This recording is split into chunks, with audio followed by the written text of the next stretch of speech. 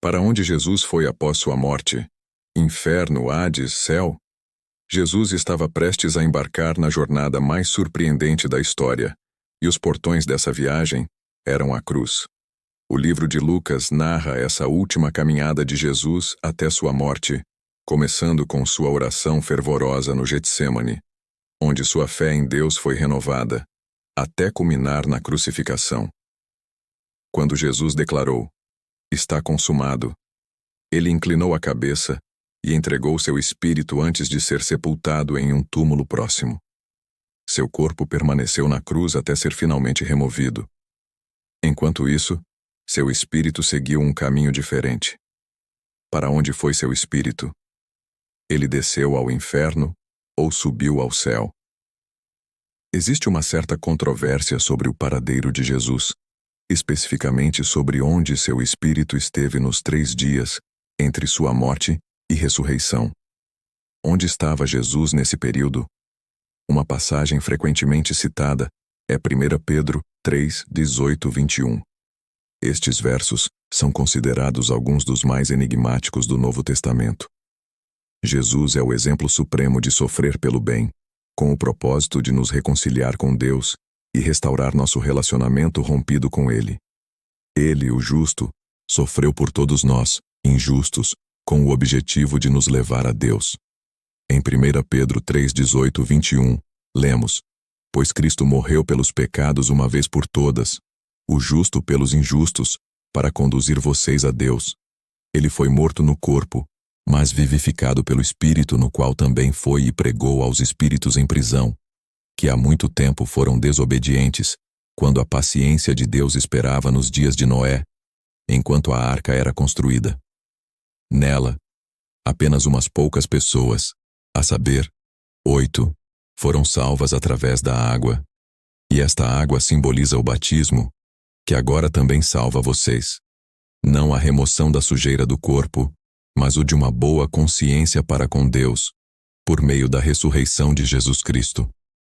Aonde Jesus foi depois de sua morte permanece um mistério debatido, mas essas passagens nos dão uma visão fascinante sobre a jornada espiritual que ele empreendeu para cumprir sua missão redentora. Nós lemos que, embora Jesus tenha morrido fisicamente, o Espírito Santo teve o poder de ressuscitá-lo através de seu sofrimento piedoso. Após sua morte, mas antes de sua ressurreição, Jesus pregou aos espíritos em prisão. Ele realmente foi até Hades, o reino dos mortos, para entregar sua mensagem? Sim, foi exatamente isso que aconteceu. É fascinante pensar sobre isso, não é? A Bíblia nos conta que Jesus pregou aos espíritos em prisão. Já se perguntou quem possui a autoridade e o poder supremos neste mundo? Independentemente de sua resposta, a Bíblia oferece uma visão clara. Até mesmo aqueles que estão debaixo da terra, profundamente abaixo do solo, devem reconhecer Jesus como Senhor Supremo. Esta é uma afirmação poderosa que destaca a autoridade e o poder inigualáveis de Jesus sobre todas as coisas. É um pensamento humilde, mas também cheio de esperança e conforto, ao saber que temos um Senhor amoroso e poderoso no controle de tudo. Filipenses 2:10 nos diz: "Para que ao nome de Jesus todo joelho se dobre, no céu, na terra e debaixo da terra." Imagine a totalidade da criação, reconhecendo a superioridade incomparável de Jesus Cristo.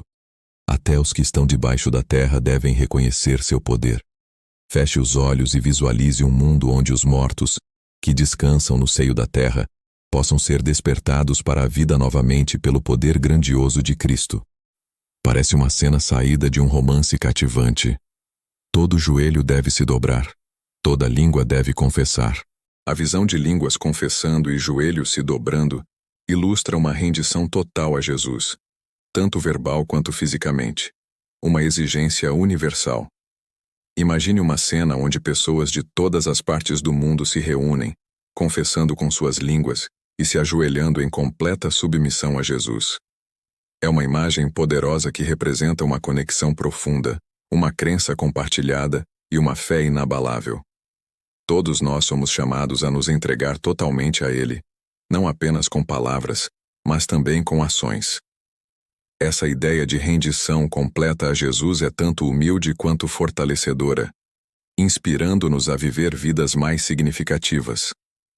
Devido ao reconhecimento universal da divindade de Jesus, muitos imaginam que isso ocorrerá formalmente após o julgamento final, quando todas as criaturas no céu e no inferno serão obrigadas a se ajoelhar e declarar que Jesus Cristo é o Senhor.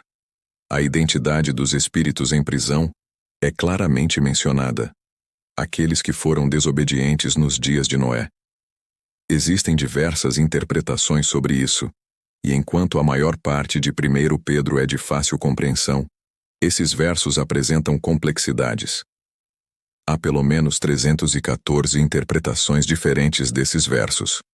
Conforme a Escritura, Jesus foi ressuscitado dos mortos pelo poder do Espírito Santo, no qual ele foi e pregou aos espíritos que foram desobedientes durante o dilúvio de Noé.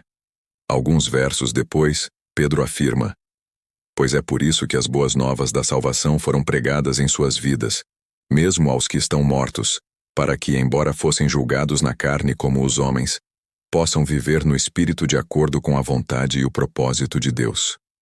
1 Pedro 4:6. Embora outras escrituras indiquem que não há mais chances de redenção após a morte, alguns erroneamente interpretam este texto como suporte para essa ideia. A morte sela nosso destino e marca o início de um grande abismo, mas parece que Jesus pregou aos que já haviam morrido. Como isso deve ser compreendido?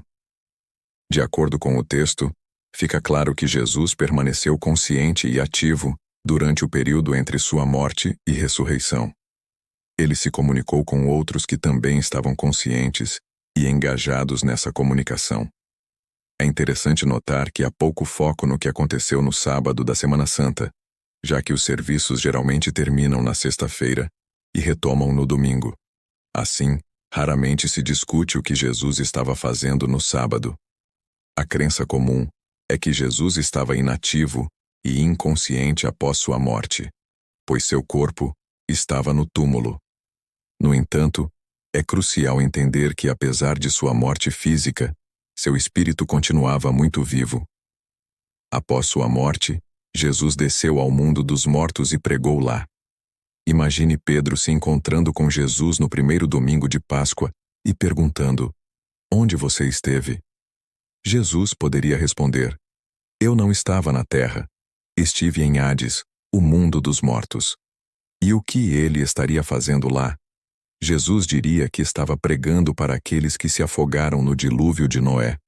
A morte separa o espírito do corpo, e em menos de uma semana, Jesus passou por todos os 3 estágios, sendo um espírito encarnado, morrendo na cruz e entregando seu espírito a Deus, e finalmente, seu corpo sendo colocado no túmulo. Durante esse tempo ele continuou a existir em forma espiritual e pregou aos desobedientes que pereceram no dilúvio. Na manhã do domingo de Páscoa, seu corpo e espírito foram reunidos, e ele permaneceu totalmente consciente e capaz de se comunicar em todas as fases dessa jornada extraordinária. Há quem acredite que a mensagem de Jesus foi dirigida apenas à geração de Noé. Segundo essa visão, a segunda chance após o grande dilúvio foi exclusiva para essa geração, sem indicação bíblica de que outras gerações teriam essa oportunidade. Essas pessoas poderiam ter acusado Deus de ser injusto, dizendo: você nos exterminou e depois prometeu nunca mais fazer isso. Outra interpretação sugere que os espíritos a quem Jesus se dirigiu eram demônios. Se os espíritos mencionados em 1 Pedro 3,19 são anjos caídos, é possível que esses espíritos foram aprisionados devido a um pecado grave antes do dilúvio, ocorrido no tempo de Noé. Pedro menciona o dilúvio de Noé no versículo 20. Se fossem anjos caídos, a mensagem de Jesus não poderia ter sido de redenção, pois anjos não podem ser salvos. Em Hebreus 2,16, lemos que Cristo não socorre os anjos, mas ajuda os descendentes de Abraão. Se esses eram anjos caídos, a proclamação de Jesus provavelmente anunciava sua vitória sobre Satanás e seus seguidores. 1 Pedro 3,22 diz que Jesus subiu ao céu e está à direita de Deus. Este é um lugar de honra e autoridade, com todos os anjos, autoridades e poderes sujeitos a ele. Quem eram esses espíritos da geração perversa? Imagine uma geração tão corrupta que se recusou a ouvir uma mensagem que poderia salvar suas vidas. O resultado foi que pereceram em um dilúvio catastrófico, um lembrete sombrio das consequências do pecado. O pecado dessa geração foi agravado pelo fato de que Deus lhes mostrou paciência por 120 anos, enquanto Noé construía a arca e os advertia sobre o desastre iminente. Como resultado, eles se afogaram e seus espíritos foram lançados no inferno, também conhecido como prisão. No entanto, Noé e sua família, obedientes, foram salvos na arca devido à sua fé. 2 Pedro 2:5 nos diz: E se ele não poupou o mundo antigo, mas protegeu Noé, um pregador da justiça, com mais 7 pessoas, quando trouxe o julgamento de um dilúvio sobre o mundo dos ímpios. Esta passagem foi escrita por Pedro, um apóstolo que os cristãos apreciam especialmente por sua primeira carta, conhecida por seu calor e simpatia. Curiosamente, o nome original de Pedro era Simão, um nome comum que significava caniço. Quando ele conheceu Jesus, foi chamado de Pedro, que significa rocha, simbolizando a transformação que Jesus viu em seu caráter. Pedro foi uma das primeiras pessoas que Jesus chamou para segui-lo. Inicialmente, ele era facilmente influenciado, como um caniço ao vento, mas depois de andar com Jesus, tornou-se firme como uma rocha. Pedro sempre foi o primeiro nas listas dos 12 apóstolos e atuava como o porta-voz do grupo. Os evangelhos mostram claramente o caráter de Pedro. Ele era encantador, entusiasta, impulsivo e energético, mas também tinha fraquezas, como ser instável, inconstante e covarde. Pedro escreveu essa carta para aqueles que estavam enfrentando perseguições por causa de sua fé. Eles podiam estar se perguntando se o cristianismo era realmente a fé verdadeira, dado o sofrimento que enfrentavam. Se o cristianismo era correto, por que tão poucas pessoas o seguiam? Pedro refere-se a Noé, o pregador justo que advertiu as pessoas por 120 anos de que Deus destruiria o mundo com um dilúvio. Apesar das advertências de Noé, as pessoas zombaram e o rejeitaram. Noé continuou fiel, e Pedro usa seu exemplo para encorajar os cristãos a permanecerem firmes em sua fé, mesmo em tempos de perseguição. Deus salvou Noé e sua família durante o dilúvio, justificando a fidelidade de Noé. Na história do mundo, a maioria nem sempre está correta. Mesmo que haja poucos crentes, a fé de alguém não deve ser abalada. Nos dias de Noé, havia apenas 8 crentes. Hoje, há milhões. Eles não foram salvos pela água, mas através dela. A água representava o julgamento de Deus, e a arca simbolizava o Senhor Jesus Cristo. Aqueles dentro da arca foram os únicos que sobreviveram ao dilúvio, enquanto todos os outros pereceram. Cristo é o único caminho para a salvação. Quem está em Cristo está tão seguro quanto Deus pode torná-los. Aqueles fora estão completamente perdidos. A arca serviu como refúgio seguro durante o julgamento. A arca suportou a tempestade assim como Cristo suportou a fúria do julgamento de Deus contra nossos pecados. Para aqueles que estão nele, não há condenação. Em João 5:4, vemos a água ao redor da arca, caindo sobre ela e abaixo dela. A arca estava cercada por água, mas transportou seus crentes para a segurança em uma criação renovada. Da mesma forma, quem coloca sua fé no Salvador é conduzido através da destruição para um lugar de ressurreição e nova vida. Não sabemos exatamente o que Jesus pregou aos espíritos confinados. A razão precisa para essa pregação permanece um mistério. Presumivelmente, foi um ato de proclamar a mensagem de Deus. Qual foi essa mensagem? Não sabemos, pois a Bíblia menciona apenas os desobedientes dos dias de Noé. A intenção e o resultado da pregação de Cristo não são esclarecidos, levando-nos a conjecturar sem uma base dogmática específica. 3 dias depois, seu corpo e espírito se reuniram, e ele ressuscitou dos mortos. Jesus retornou à terra, mostrando que a morte não podia segurá-lo. A ressurreição de Jesus é única na história humana. Ele ressuscitou dos mortos para nunca mais morrer. Outros ressuscitados, eventualmente enfrentaram a morte novamente. A Bíblia nos diz que o Espírito Santo ressuscitou Jesus dos mortos, e Romanos 6,4 declara que o Pai também o ressuscitou. Portanto, fomos sepultados com ele por meio do batismo na morte, a fim de que, assim como Cristo foi ressuscitado dos mortos, mediante a glória e o poder do Pai, nós também possamos andar habitualmente em novidade de vida, deixando para trás nossos velhos caminhos. João 2:18-22 revela que Jesus falou de sua própria ressurreição. Destruam este templo, e em 3 dias eu o levantarei. Os judeus questionaram: levou 46 anos para construir este templo, e você vai levantá-lo em 3 dias? Mas Jesus se referia ao templo do seu corpo. A ressurreição foi obra do Deus Trino, uma demonstração do poder divino em sua plenitude. Após a ressurreição de Jesus, seus discípulos recordaram suas palavras e acreditaram firmemente nas Escrituras e nos ensinamentos de Cristo. Os efeitos da ressurreição de Jesus, tanto no mundo físico quanto espiritual, podem parecer complexos, mas é evidente que algo significativo ocorreu no físico quando Jesus morreu e ressuscitou. Mateus descreve um evento único não mencionado nos outros evangelhos. Os túmulos se abriram, e os corpos de muitos santos que haviam morrido foram ressuscitados. A morte e ressurreição de Jesus causaram esse fenômeno, fazendo com que essas pessoas saíssem dos túmulos e, após a ressurreição de Jesus, entrassem na Cidade Santa e aparecessem para muitos. Embora terremotos possam danificar túmulos, a ressurreição dos corpos só pode ser atribuída à intervenção direta de Deus. Nos escritos de Mateus, ele ressalta como o sacrifício de Jesus na cruz triunfa sobre a morte. Ele usa a expressão "aqueles que tinham adormecido" para descrever os ressuscitados, um termo comum no Novo Testamento para aqueles que morreram, mas têm um destino eterno seguro.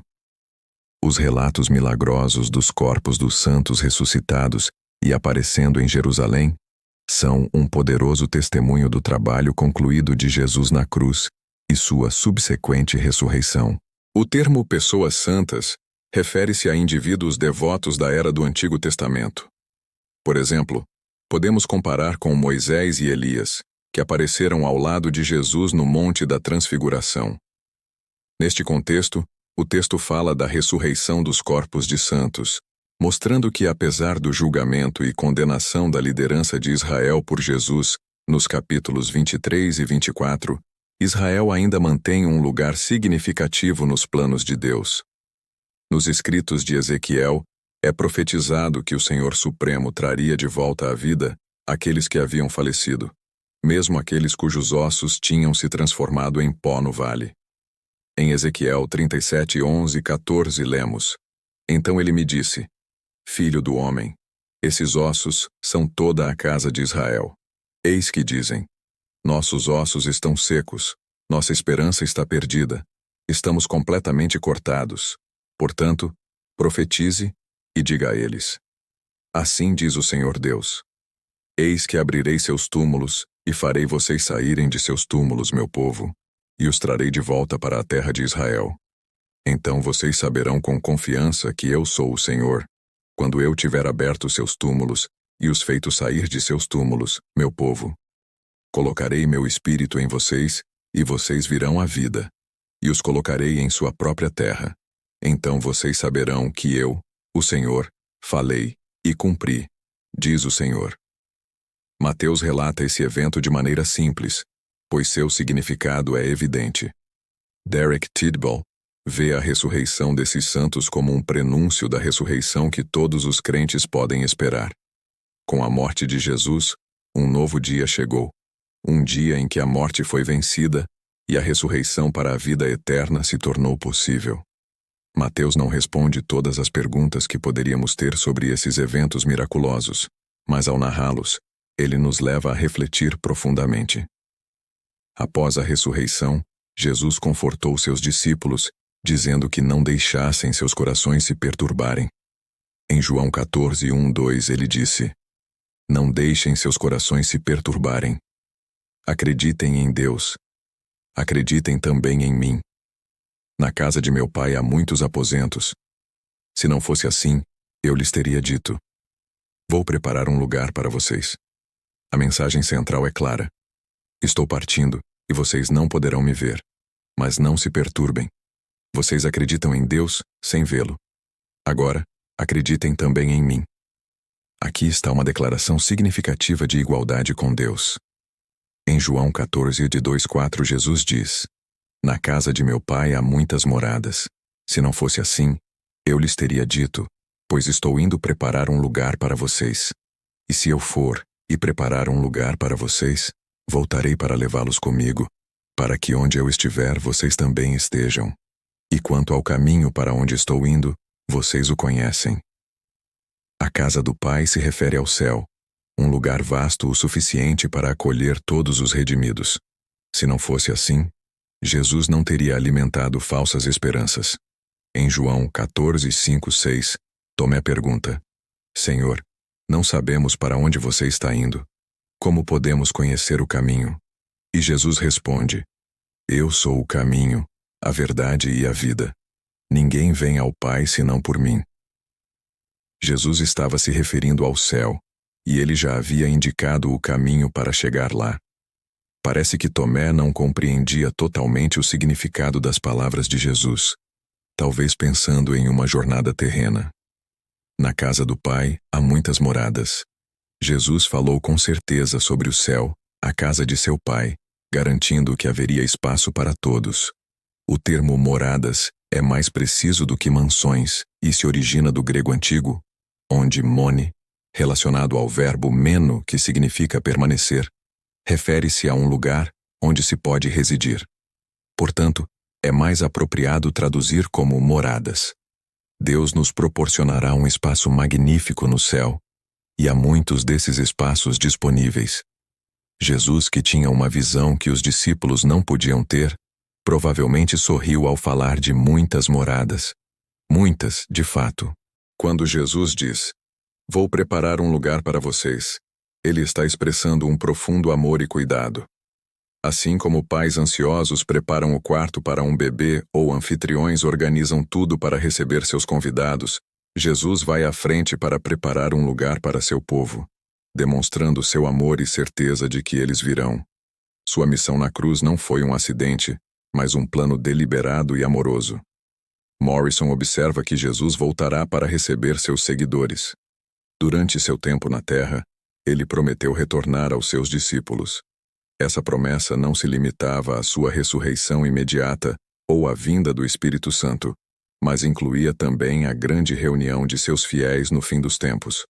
Mesmo quando ele não estava visível, ele não havia deixado de existir. Ele apenas estava preparando um lugar para a sua volta. O propósito de sua ida era garantir que, onde ele estivesse, seus seguidores também estariam. O céu é definido não pelas ruas de ouro, pelos portões de pérola ou pela presença dos anjos, mas pela presença de Jesus. Enquanto ele prepara um lugar para nós, ele também nos prepara para esse lugar. Este versículo destaca que Jesus não apenas aponta o caminho para o céu. Ele é o próprio caminho. A salvação está em uma pessoa, e aceitar essa pessoa é aceitar a salvação. O cristianismo é sobre Cristo. Jesus não é uma das muitas opções, mas o único caminho para Deus. Não são os 10 mandamentos, a regra de ouro, as boas obras ou a pertença a uma igreja que levam a Deus. É Jesus quem é o caminho, a verdade e a vida. Ele é a própria essência da verdade. A verdade não está em outro lugar. Cristo é a verdade. Ele é a vida, a fonte da vida espiritual e eterna. Quem o recebe obtém vida eterna porque ele é a própria vida. Quando Tomé expressou sua confusão dizendo: Senhor, não sabemos para onde você está indo, ele estava sendo honestamente perplexo. Pensávamos que Jesus estava apenas se mudando para outra cidade, mas o céu é um lar maravilhoso, é o lugar do Pai. Jesus nos prometeu: vou preparar um lugar para vocês. Assim, quando chegamos à casa de Deus, estamos realmente em casa, com Jesus preparando nosso lar eterno. Jesus também planejou que o Espírito Santo continuasse o trabalho que ele iniciou. A ascensão de Jesus ao céu foi um retorno literal e físico, um momento que seus discípulos e outros observadores acompanharam maravilhados. Enquanto ele ascendia lentamente, uma nuvem o envolveu. Então, 2 anjos apareceram e garantiram que Jesus voltaria da mesma forma que foi visto subindo ao céu. Atos 1:11 afirma: Homens da Galileia, por que estão olhando para o céu? Este Jesus que foi levado para o céu voltará da mesma maneira que vocês o viram subir. Esse evento marcou o fim das limitações humanas que Jesus experimentou durante seu ministério na terra. Algumas de suas características divinas haviam sido temporariamente suspensas, mas agora, sua glória celestial havia retornado, como foi visível na transfiguração. Jesus ocupa o lugar de honra à direita de Deus, conforme descrito em Lucas 22:69. A partir de agora, o Filho do Homem estará sentado à direita do poder de Deus. Pouco antes de sua morte, Estevão teve uma visão impressionante. Ele viu o céu aberto e a glória de Deus com Jesus em pé à direita do Pai. Segundo as Escrituras, Jesus atualmente habita em um lugar real, o céu, a morada da glória, onde Deus, seus anjos e todos os seus filhos redimidos residem. 2 homens que tiveram encontros com Jesus após sua ascensão foram Paulo e João. A Bíblia nos afirma que Jesus está à direita de Deus Pai. O apóstolo Paulo, ao imaginar a possibilidade de se encontrar com Jesus face a face, antecipava um momento glorioso, mas também sabia que seria um dos maiores desafios de sua vida. Antes de sua conversão, Saulo era um fariseu devotado que perseguia implacavelmente os seguidores de Jesus.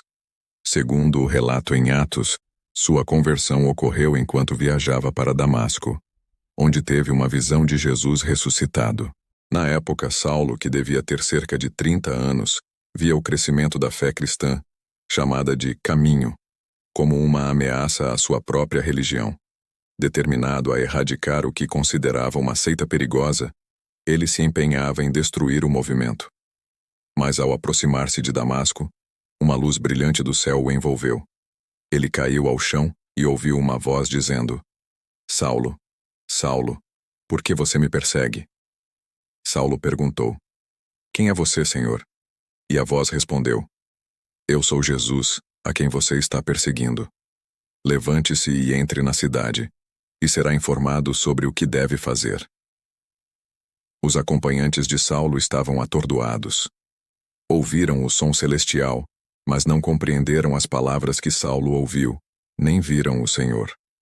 Apenas Saulo teve essa visão e foi chamado para o apostolado. Naquele momento, o fariseu orgulhoso foi conduzido cegamente para Damasco, onde permaneceu sem visão por 3 dias. Durante esse período, Saulo não comeu nem bebeu nada.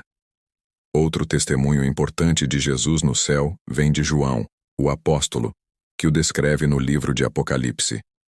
O título, Apocalipse, refere-se à revelação de Jesus Cristo nos últimos dias, começando com ele como o revelador. João recebeu a missão de registrar as visões que teve. No início de Apocalipse, João ouve uma voz poderosa, como o som de uma trombeta, antes de ver qualquer coisa. Em Apocalipse 1:10-13, lemos: Eu estava no Espírito no dia do Senhor, e ouvi uma voz alta como de trombeta dizendo: Eu sou o Alfa e o Ômega, o primeiro e o último. O que você vê, escreva em um livro e envie às 7 igrejas que estão na Ásia: Éfeso, Esmirna, Pérgamo, Tiatira, Sardes, Filadélfia e Laodiceia.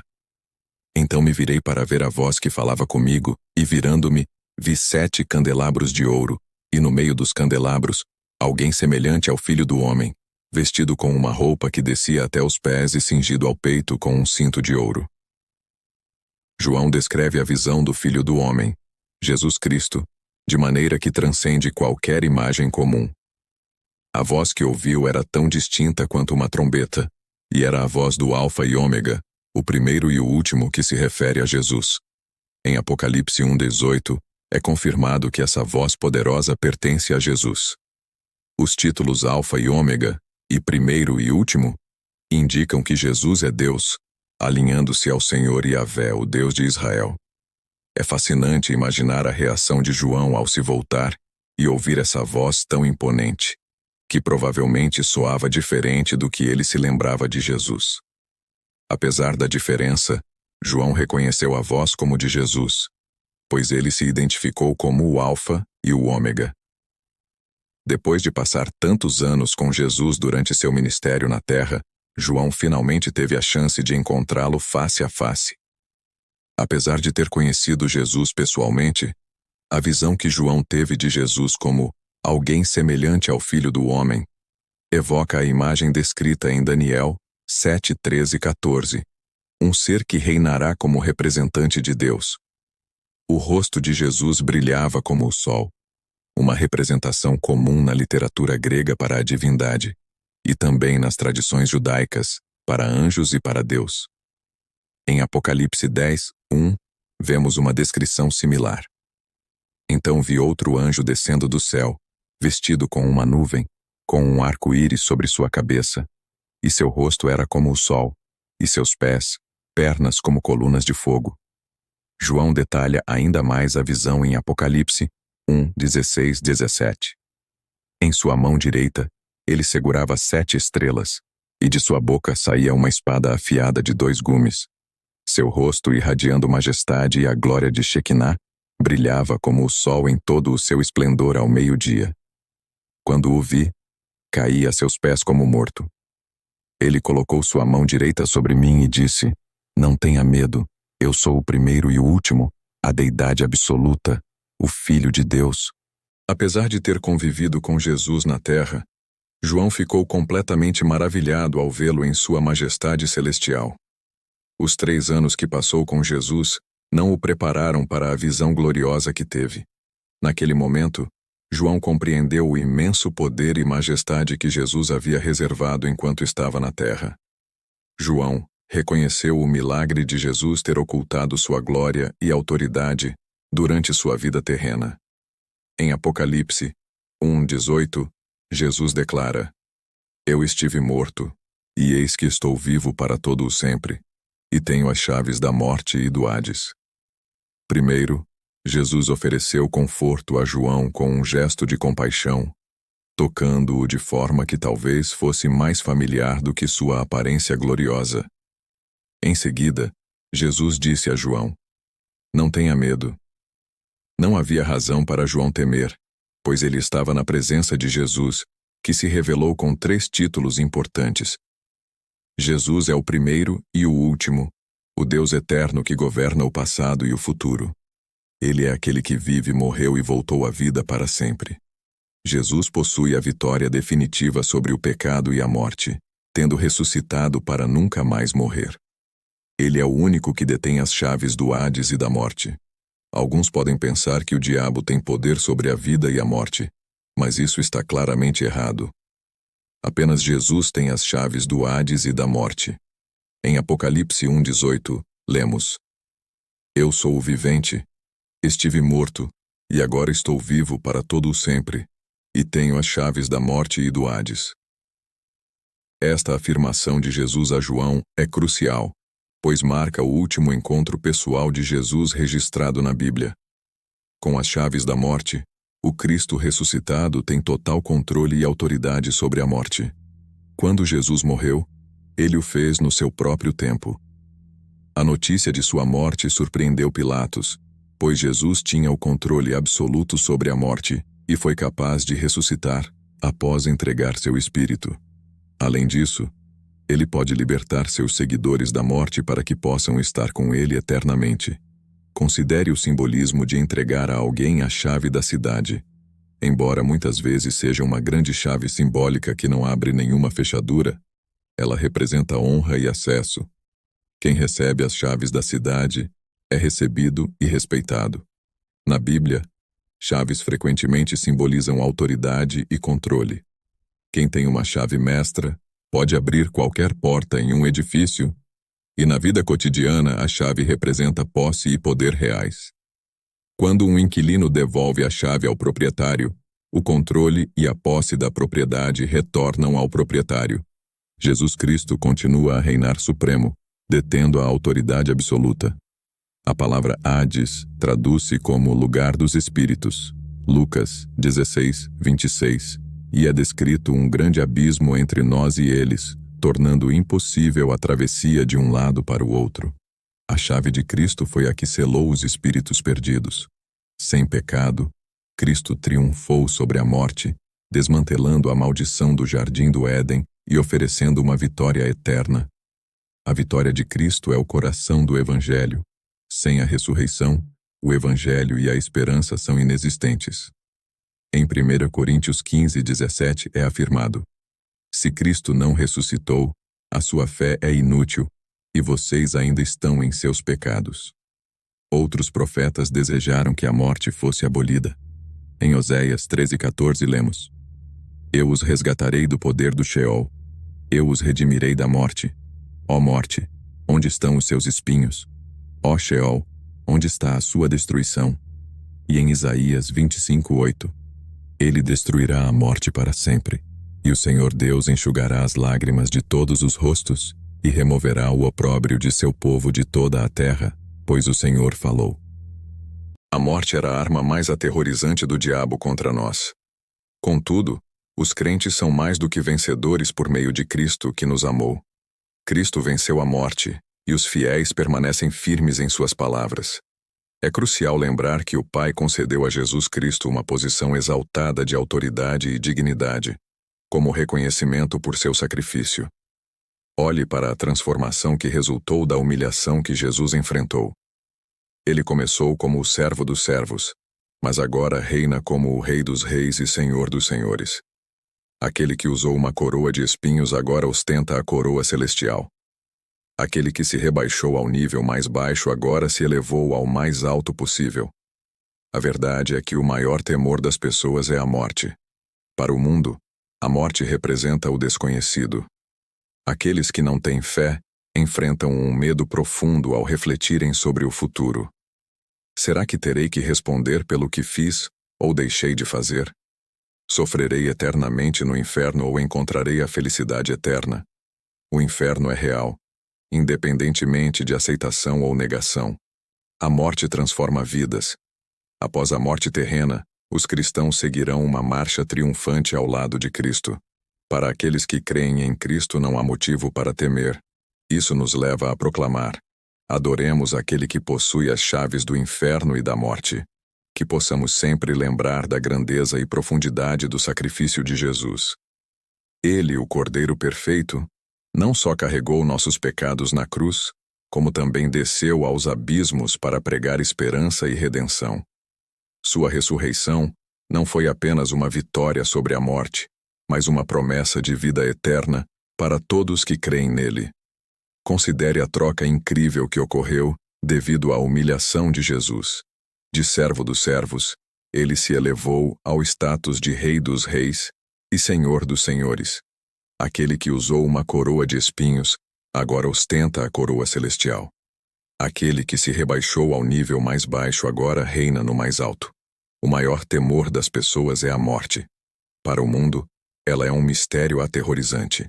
Aqueles sem fé se angustiam ao pensar sobre o que vem a seguir. Serei responsabilizado pelo que fiz ou deixei de fazer? Estarei condenado para sempre ou encontrarei a felicidade eterna? O inferno é real, mesmo que muitos prefiram ignorá-lo. A morte transforma vidas. Depois da vida terrena, os cristãos marcharão vitoriosamente ao lado de Cristo. Para quem acredita nele, não há razão para medo. O sacrifício e ressurreição de Jesus são os pilares da fé cristã. A ressurreição de Cristo simboliza a vitória sobre a morte, trazendo a promessa de vida eterna para todos os que creem. Este é um momento de profunda reflexão e esperança, lembrando-nos do amor incondicional de Deus e da salvação oferecida através de seu Filho. A história de Jesus não é apenas um relato antigo, mas uma mensagem viva que continua a transformar vidas hoje. A fé em sua ressurreição nos dá a certeza de que a morte não é o fim, mas o começo de uma nova vida com Deus.